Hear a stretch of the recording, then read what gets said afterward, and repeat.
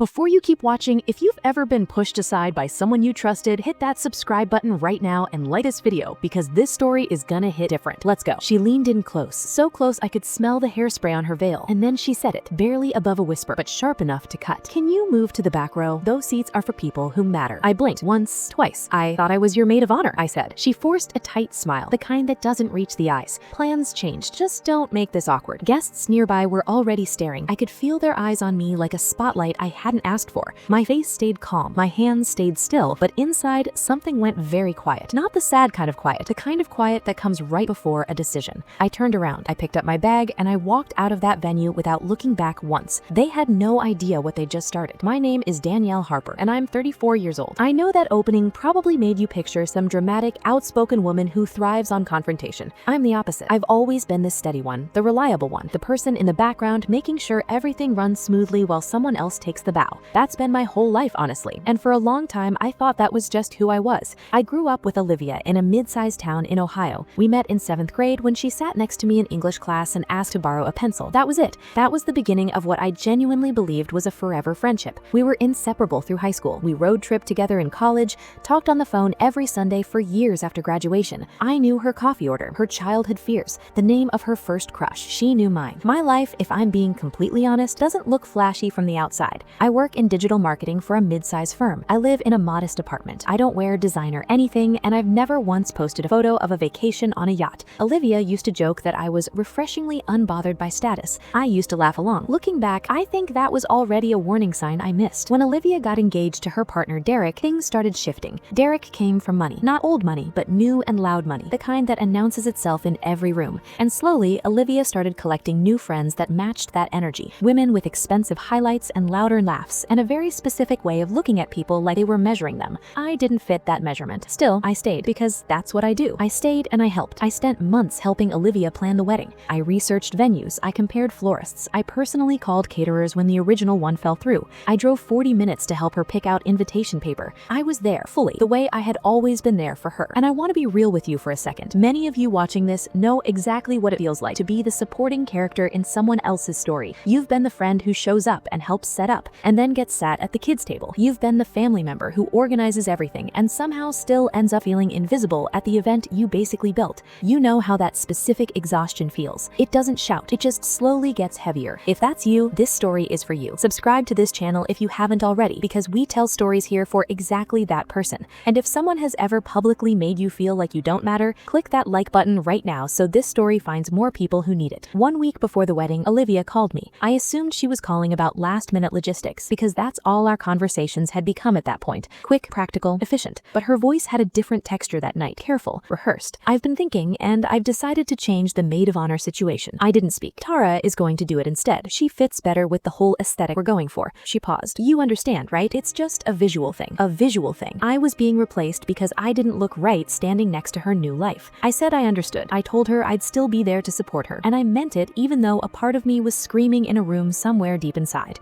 Because that's what I do. I show up. I stayed. The morning of the wedding, I got dressed, drove to the venue, and walked in with a genuine hope that maybe the day would still be beautiful. Maybe none of it would matter in the light of her happiness. Maybe I was being too sensitive. That hope lasted about 4 minutes. That was when Olivia pulled me aside near the entrance, told me to move to the back because front seats were for important guests. I stood there. In the doorway of a wedding I helped plan from the very first phone call. A wedding where I spent months of my weekends, hundreds of texts, my actual time and energy. And I was being told the front row was not for me. People around us hurt. I saw a woman near the flower wall look away quickly. I saw a man in a blue suit pretend to check his phone. The whispers started like a low hum, the kind of ambient embarrassment that fills a room when something cruel has just happened in public. I didn't cry. I didn't raise my voice. I picked up my bag and I walked out into the open air, and I kept walking until I reached my car. I sat there for a moment with both hands on the steering wheel and I breathed. Then I drove home. The next few days were brutal, but not in the way you might expect. I wasn't shattered. I was angry in that deep, low, clarifying way that actually makes things very simple. The fog lifts. You start seeing things as they actually are instead of how you needed them to be. Olivia posted wedding photos 2 days later. The caption read, "Surrounded by my true friends who have stood by me through everything." Tara was front and center. I wasn't in a single photo. Then mutual friends started reaching out, not to check on me, but to casually repeat what Olivia had apparently been telling people, that I was never really that close to her, that I was just someone who helped with the planning, that I maybe had exaggerated our friendship in my own head. 22 years of Sunday phone calls, 22 years of knowing her coffee order, just someone who helped with the planning. I tried reaching out to Olivia directly. I sent her a private message, calm and measured, asking if we could talk about what happened. Her response came back in under 3 minutes. Please don't ruin my honeymoon with drama. Then, a few days later, in a group chat we'd shared for years with mutual friends, Olivia made a joke, a light throwaway laughing emoji kind of joke about my boring job and quiet little life. Everyone in the chat laughed along. I read every single response. I didn't reply. I just closed the app and sat very still. And that was the moment I stopped being sad and started being focused. Here's what Olivia didn't know. Here's what none of them knew. For the past 3 years, I had been running an anonymous storytelling blog and a YouTube channel with a very significant following. I won't give you the exact numbers right now, but when I say significant,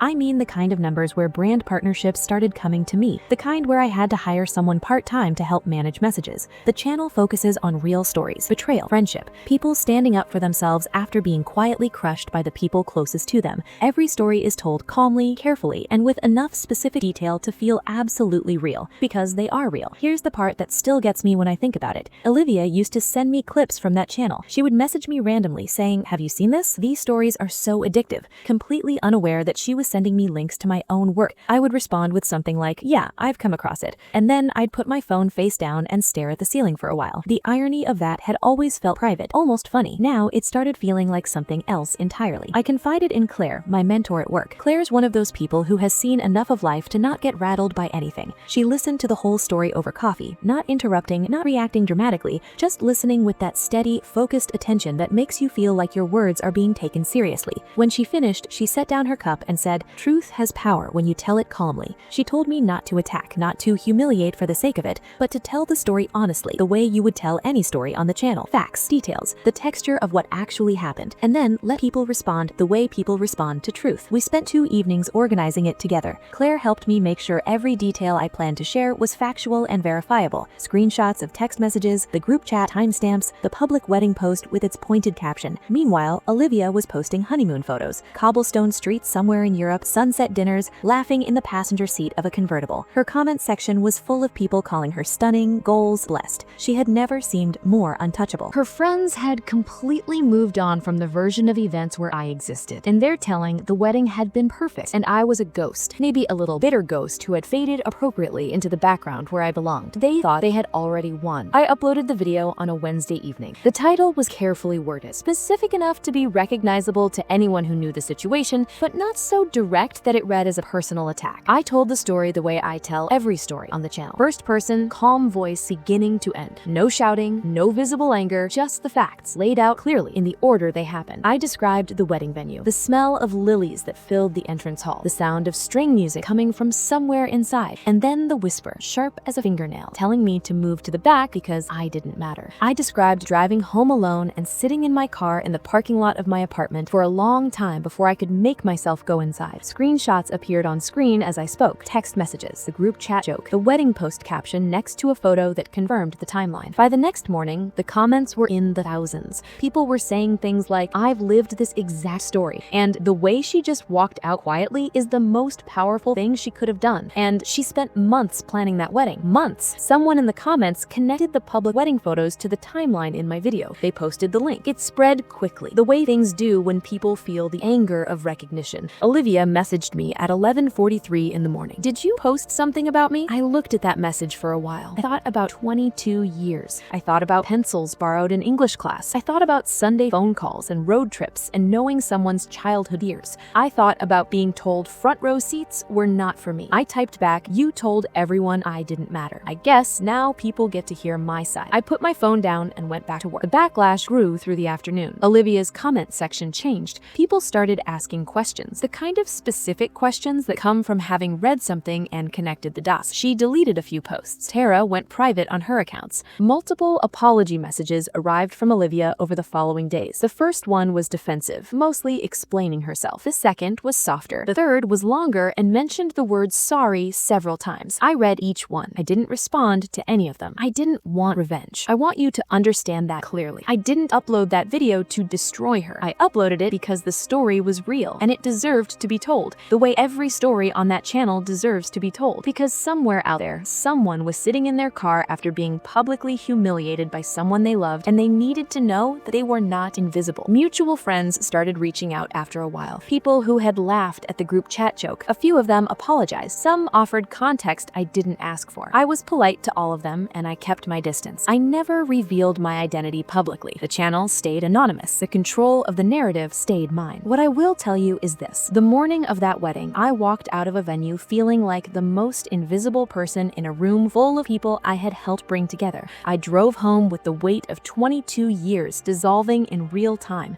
wondering how I had missed so many signs, wondering what it said about me that I had stayed so long. That video became the most watched thing I had ever posted. Not because of drama, not because people enjoy watching someone suffer, because people recognize the truth in it, because being quietly dismissed by someone you love is one of the most specific and lonely feelings in human experience, and no one talks about it clearly enough. Sometimes being pushed to the back row is exactly what pushes you toward your real stage. I'm standing on mine. If you have ever been humiliated in front of people by someone you trusted, you know how deep that moment can cut. It doesn't matter if it happened at a wedding or a family dinner or a work meeting. That specific feeling of being publicly made to feel small by someone who should have protected you, it stays with you. I see you. Share your story in the comments below. I read every single one. Subscribe to this channel because these stories are for you. They have always been for you. And if this video reached you at the right moment, click like and share it so it can reach someone else who needs it tonight. Your story matters. Your voice matters. Don't let anyone ever put you in the back row.